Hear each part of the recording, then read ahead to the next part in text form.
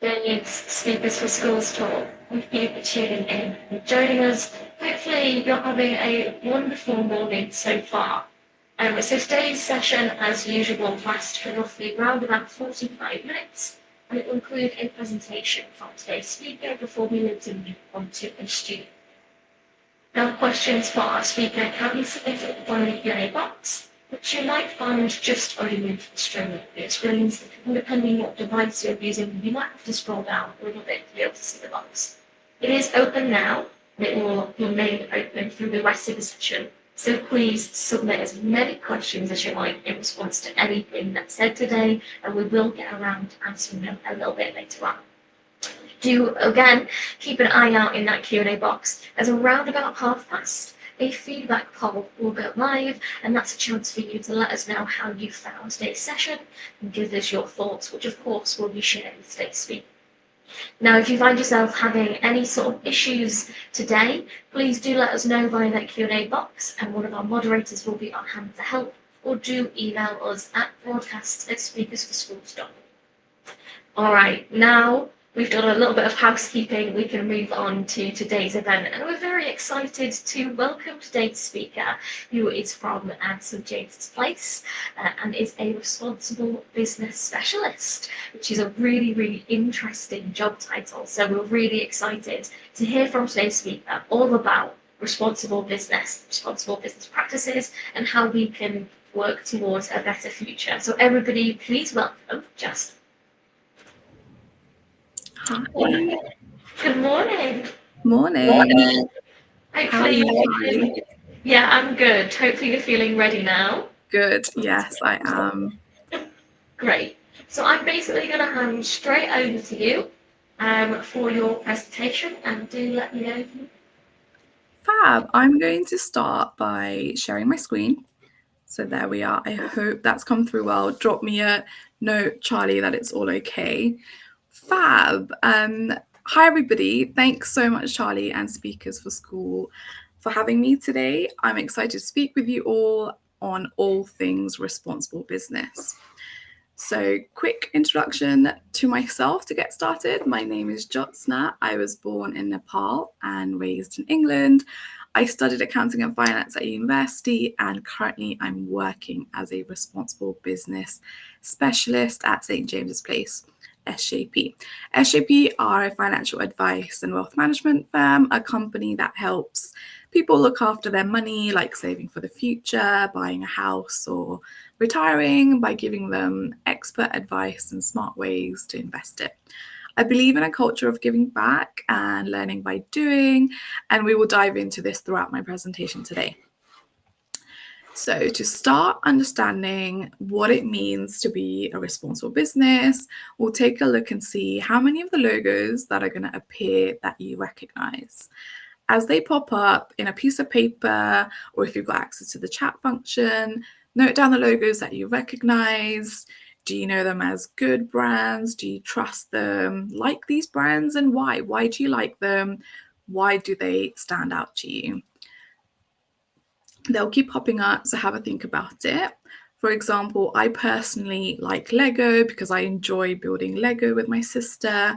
I think they're a really creative company, and also noticed that they recently changed their Lego pieces packaging from plastic to paper, which is very sustainable of them.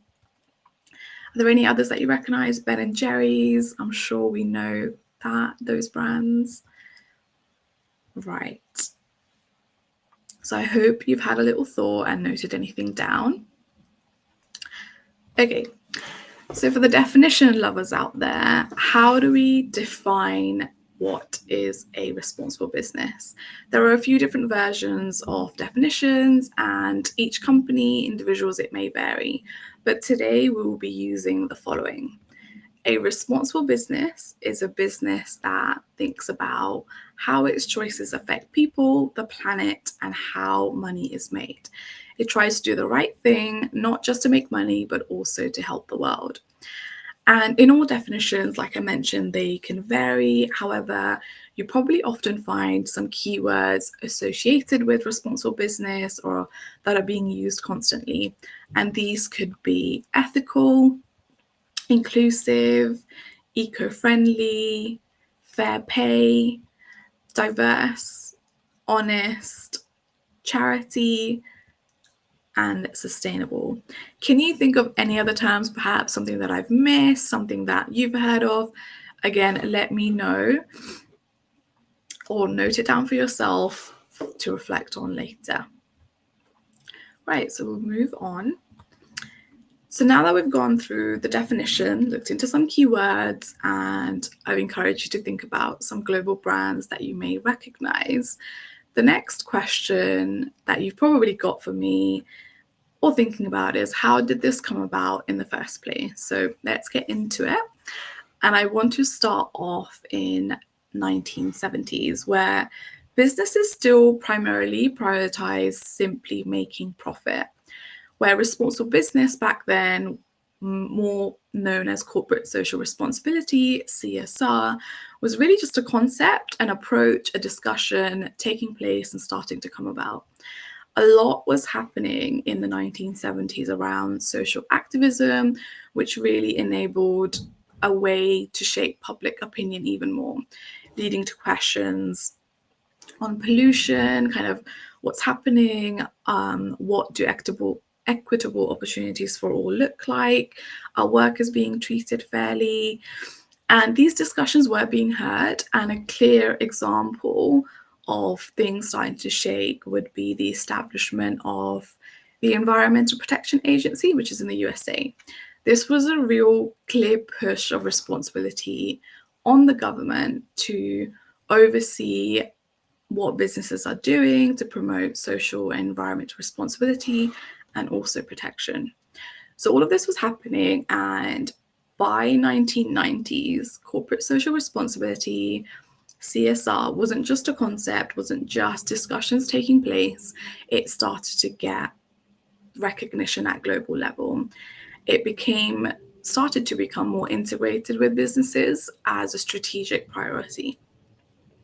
You may have also heard the term globalization, which was a really big influencing factor in the 1990s to move opportunities and to take CSR forward. What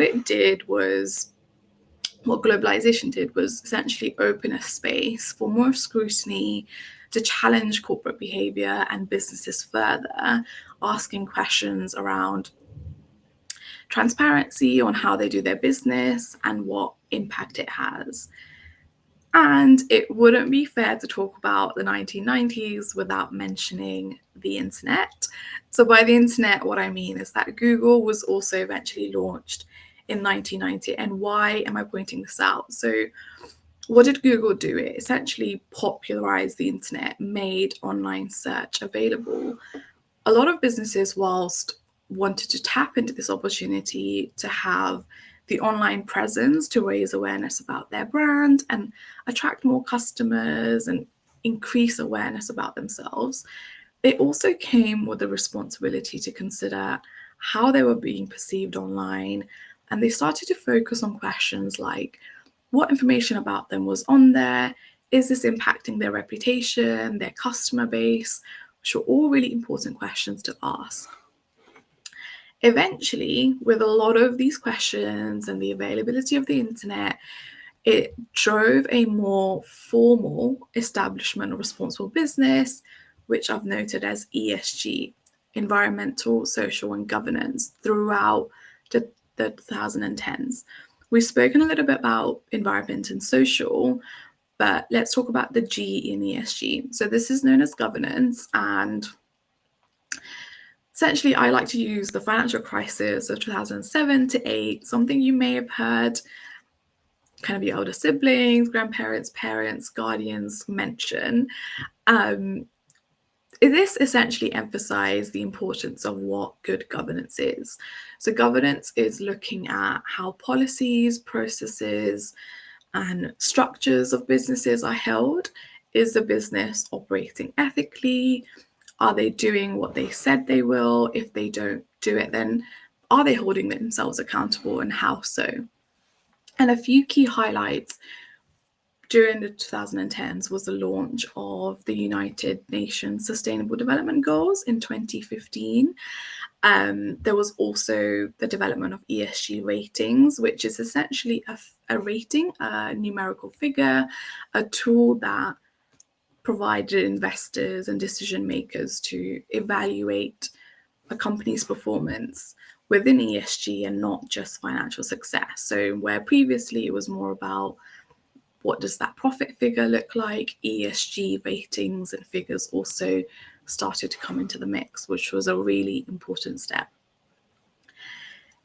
Now, businesses know that being responsible builds trust. It will help them attract loyal customers and also new talent in order to continue adapting and addressing those demands from the public. It ultimately helps them be more conscious about their impact in the world and then so help the world. It's also really good for the business's brand as they are lasting longer as they support more communities. Now, that was a lot. So take a minute, note down any questions that you have from what I've just gone through, and we can pick them up later. But also think about any other reason why else do you think CSR and ESG became more important? I'd love to hear what you think as well. Cool. Okay. So what does it actually look like in practice? To summarize, we can look at this within 3 pillars. 1, society, which is how people are treated, how communities are supported. 2 is environment, how nature is protected and also saved. The future, so how businesses help the world for tomorrow with education and ethical growth. So for example, if a business is just focused on the here and now, just to make money now and profit now, does that have any consequences of what it looks like in the future, where that's impacting the environment? How does that look like in the future? So it's really important to consider the tomorrow and not just the today when looking at responsible business context. Right. So let's take a look at a headline story that you may or may not have heard, but I'll start by asking you, do we know Barcelona, the football club? If so, yes, no, do you support them? It'd be great to hear what you say. For those that do, kudos, because as a team, they've done some great work, not just in the sport, but also being responsible. Let's take a look at how. So in 2006, Barcelona became the first ever football club to feature a charity logo, charity being UNICEF, on their shirt. So it wasn't a paid sponsor, like usually they would have Nike or Adidas on their shirt. This was a charity logo. These are the kind of headline stories that came about then. So UNICEF is a global charity that helps children survive and learn, especially during disasters. Barcelona in 2006 donated a record of 1.5 million euros a year for 5 years to support children's welfare globally. This was a really bold move, and essentially, as being the first ever football club to do something like this, it boosted Barcelona's global image and showed that sport can also be led with purpose over profit. And since then, we've probably noticed a lot more of the other football clubs also do something similar. For example, Chelsea supported the international charity partner Right to Play, which is an organization that uses sport and play to help tackle diseases, poverty, and conflict through raising funds. Now, this was an example about a football club. And for those of you that were fans or are fans, how does knowing and learning about this make you feel? If you already knew it before, how did it make you feel back then? Think about it. But also for those that may not be really into football but found this quite interesting, think about it in the context of maybe your favorite singer, your actor, actress, or even author. If they were to take a step and do something like this, would that influence how you think of them and why? Note it down, because it's all reflective thinking.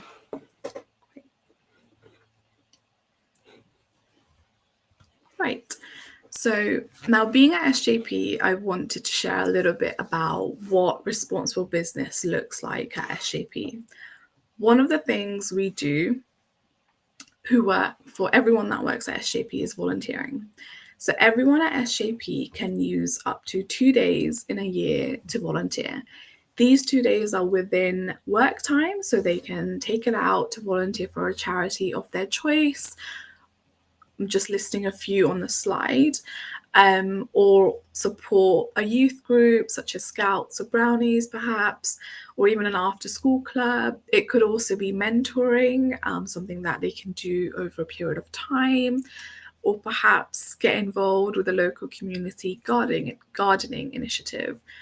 Essentially, any way that they wish to support their communities, they can do so through this volunteering initiative at SJP.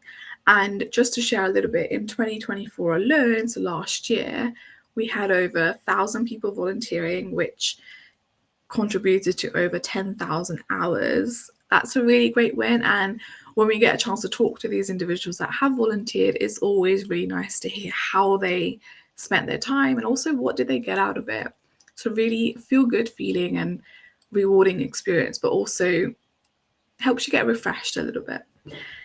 SJP also have our charitable foundation, which started in 1992, so a long time ago. A charitable foundation is an organization that raises money and then donates it directly back to the community. In 2025 alone, so far this year, we've donated £1 million and supported across 134 charities, which is amazing.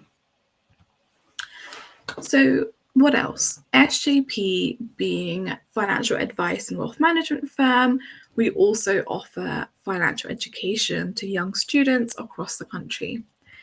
Here's a picture of a group of about 20 of us who spent a day at the local secondary school to deliver our MoneyWise program listed on the slide, which is catered more towards our kind of the 13 to 18 age group. I think I'm in the picture, but I'm not going to point myself out. In 2024, we reached over 16,000 young people through this financial education initiative.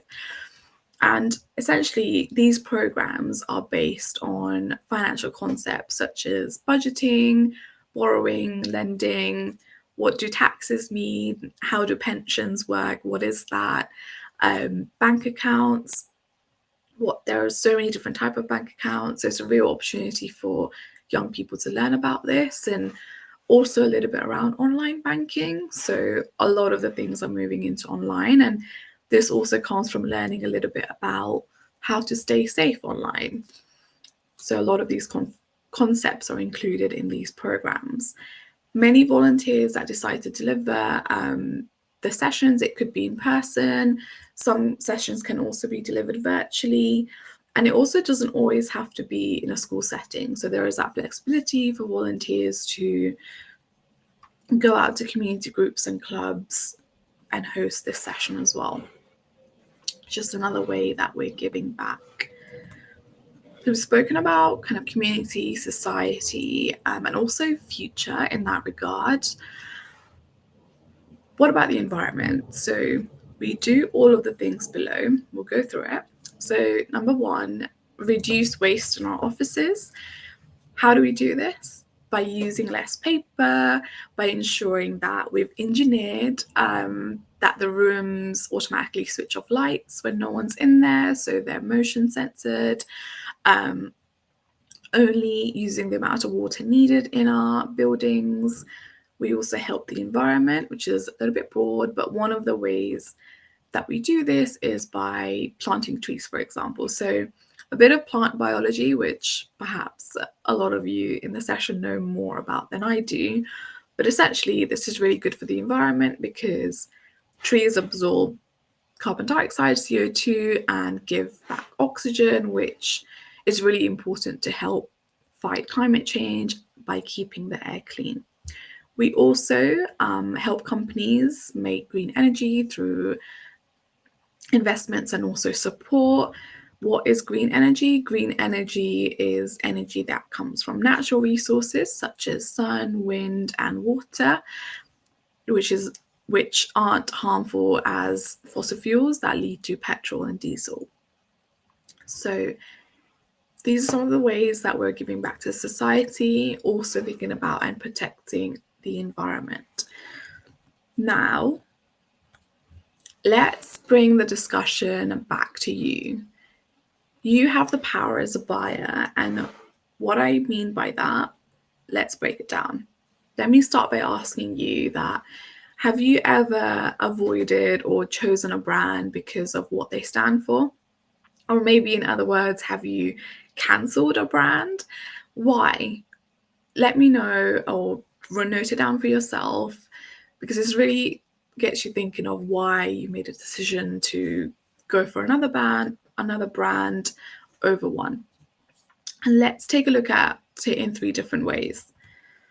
If you choose one brand over another because, let's say, for example, that you can see visibly that they've been kind to people through community support or planet, companies will start to notice this, because it's almost like they've opted for that brand over mine. They will definitely notice. And if millions of people in this same vein, for example, stopped buying from a harmful brand, they will start to lose their earnings and profit. And this they will definitely notice, because that's impacting the company's financial success, right?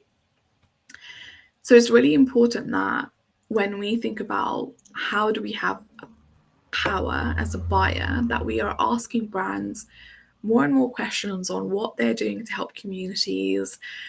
They will be encouraged and they will start to make more effort, I hope. And sometimes, looking at all of these 3 different things, one of the most important things that we can do that's really powerful to really get our views across is simply not buying a company's product. And this, multiplied and done by millions, is a real telltale that we don't agree with your approach, and that companies will really start thinking about their impact to people, communities, planet, and then they will consider it. So speaking of millions, let's take a look at an example: sustainability in the UK. So on average, a person in the UK uses around 150 plastic water bottles per year. The UK population is estimated to be around 69.1 million. So if one person can save 150 plastic bottles per year, and there are 69.1 million people in the UK, how many plastic bottles in a year can the UK population save? So if you're up for a bit of a challenge, let's do some maths. If you've got a calculator, that's great. If not, don't worry, we will talk through it. And this is just to really start kind of looking at the question when we sometimes feel that, I'm only one individual, what impact can I have? Well, if 69.1 million people say that, then we won't be able to really have an impact. So this is really just to show that each individual can make a difference and have an impact, and then so can a large group of people. So for those that are keen to work it out, a bit of a tip. Right, so for those that have worked it out, well done. But don't worry, it wasn't a trick. We'll go through it. So the answer is 69.1 million people can save 10.365 billion, which in other words is 10,365 million plastic bottles. Now, if you're struggling to say the number, you know that it's a really big number. So this just goes to show what impact one person can have, and then also a really large group, such as the UK population, on sustainability, that is. Great. So to bring what we've just gone through, the example, which is really that we can all achieve a small goal individually, but we can also have and achieve a bigger goal together. So let's think about what this looks like in practice. We'll go through this example in its simplest form. So, for example, the goal is we want to use less plastic in packaging. How are we going to do that? So the action is we switch to recycled or reusable materials, such as biodegradable paper. And then what impact do we foresee this to lead to? So less plastic waste, cleaner oceans, better wildlife. At its simplest form, this is an example of goal, action, and impact. So using the same format, take a moment to draw back on your paper a goal for yourself, the action to meet that goal, and what impact you think this will have. And we can take a pause for a couple of minutes. And just remember that there is no right or wrong answer here. These are your thoughts and a chance to apply a bit of learning from what we've spoken about today. And something that you can take away with you later on and think about as well.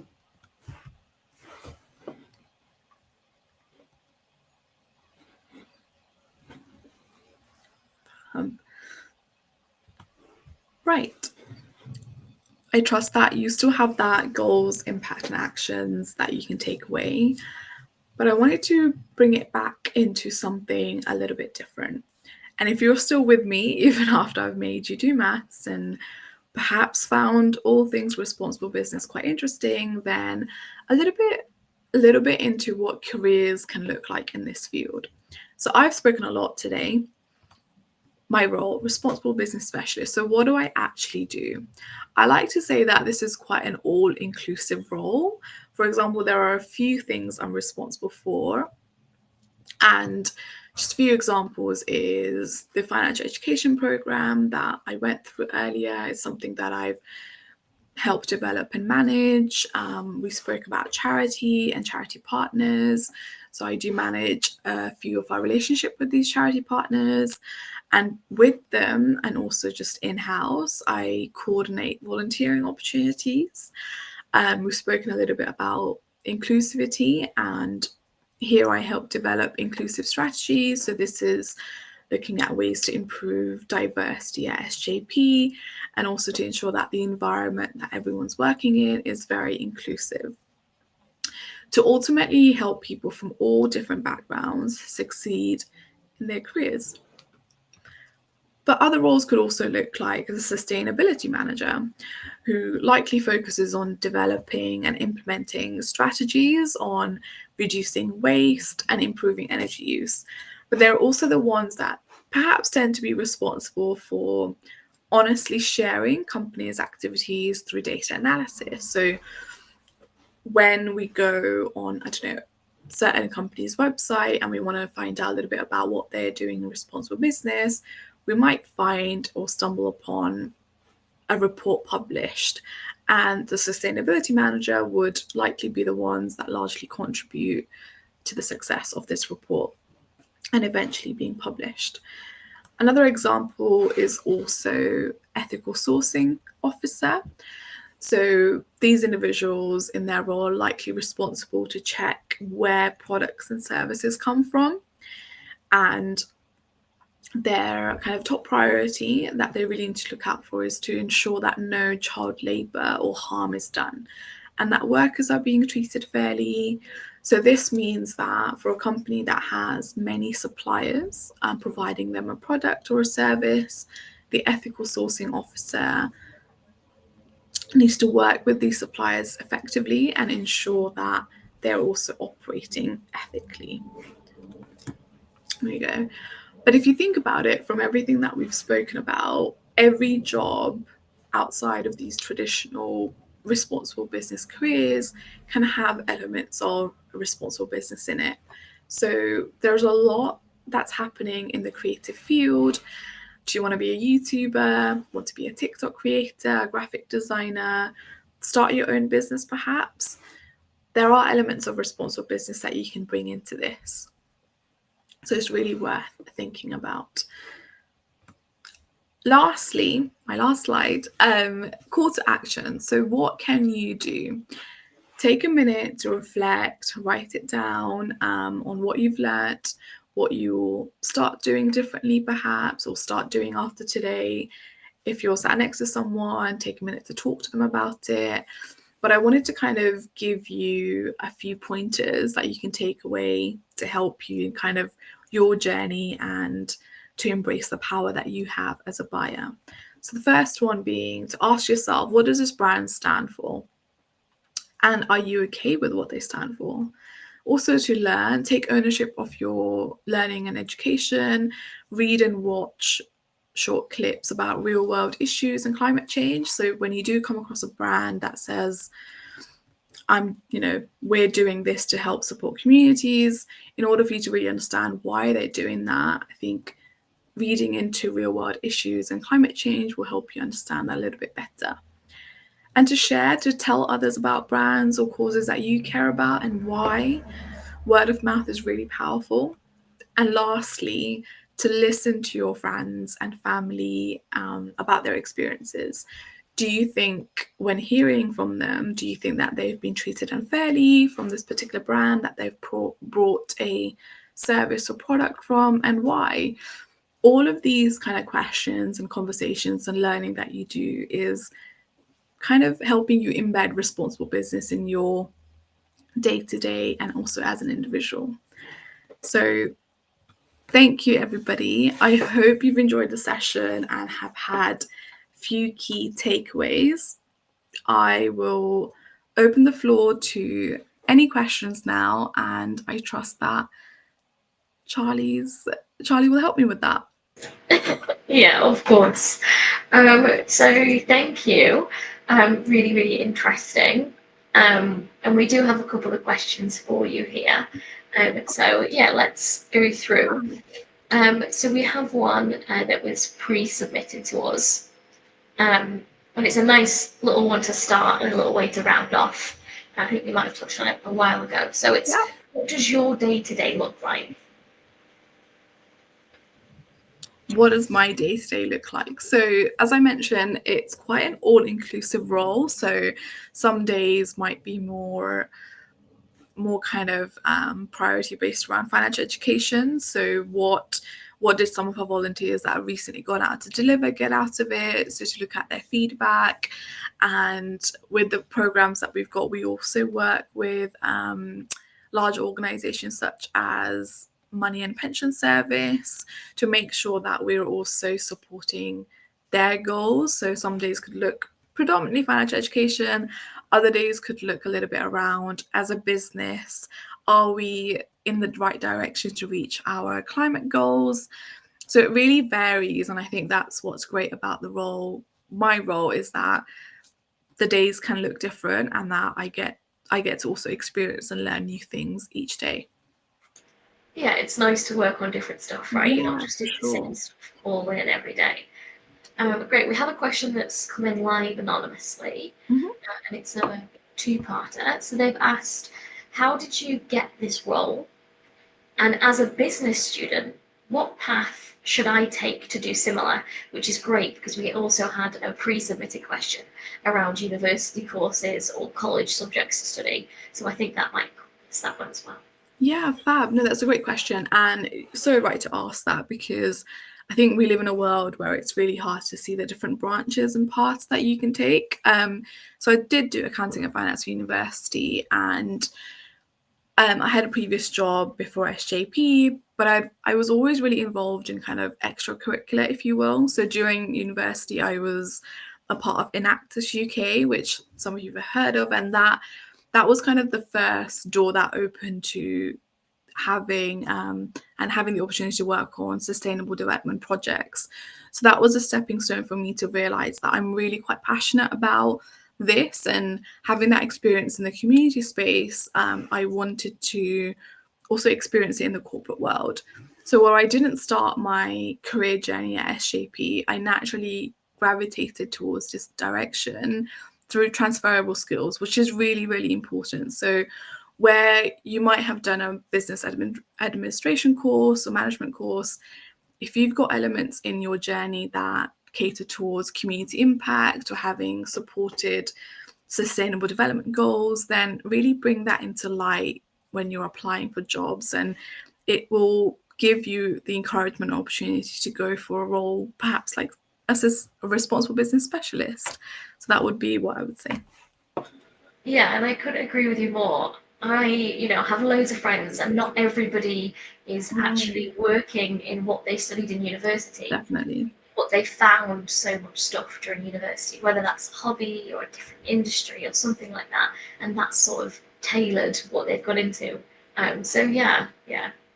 Um, I guess it's more about the passion, right? Because you Yeah. can't just study climate change, in college. It's all Yeah. about what do you do with your spare time that links with what you do. Definitely. Very important. Great. Um, we've got this next question then, which is, do companies have to have responsible business practices or corporate social responsibility?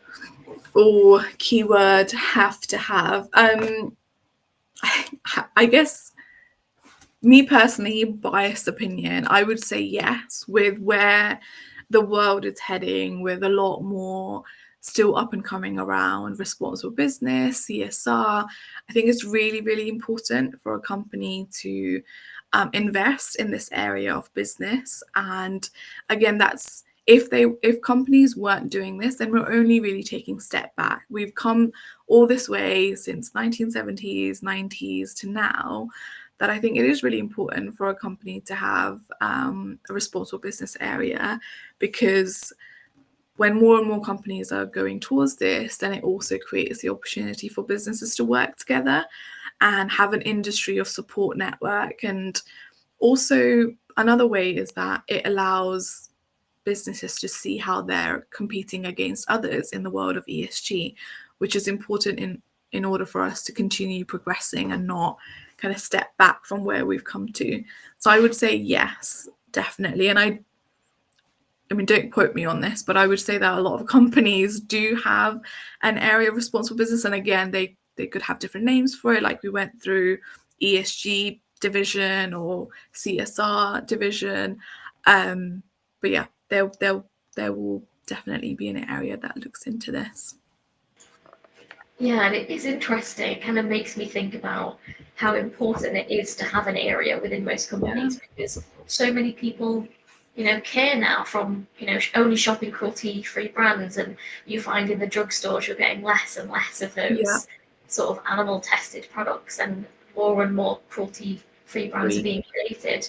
And I can't Yeah, think of a new brand that is a cruelty-free that's come out with a skincare or a makeup product recently because that's the consumer, isn't it? That's the yeah, way that they've shaped the market.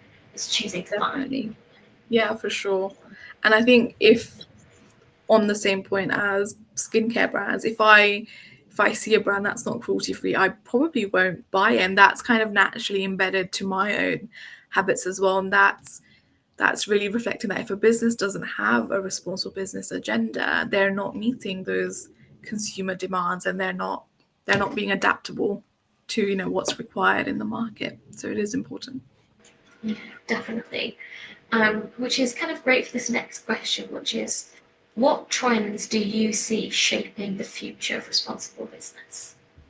Oh, that's interesting. What trends do I see? I think I'd probably go back to when I mentioned that during the 2010s is when ESG, responsible business, became a little bit more formal establishment. So I mentioned the United Nations Sustainable Development Goals. There's so much more to that. So there are different organizational bodies that essentially regulate or help regulate companies and how they are working towards their climate sustainability and responsible business goals. And I think where these regulations are still developing, some are established and some are still improving, I think that is only going to continue, and that we will only see new regulations and more stricter, more stringent, and organizational bodies will really put that pressure on businesses to start taking more accountability, and not just take accountability but also talk about it, be transparent and publish what you're doing. So I think that is the push, and that's the kind of trend that I see is regulations,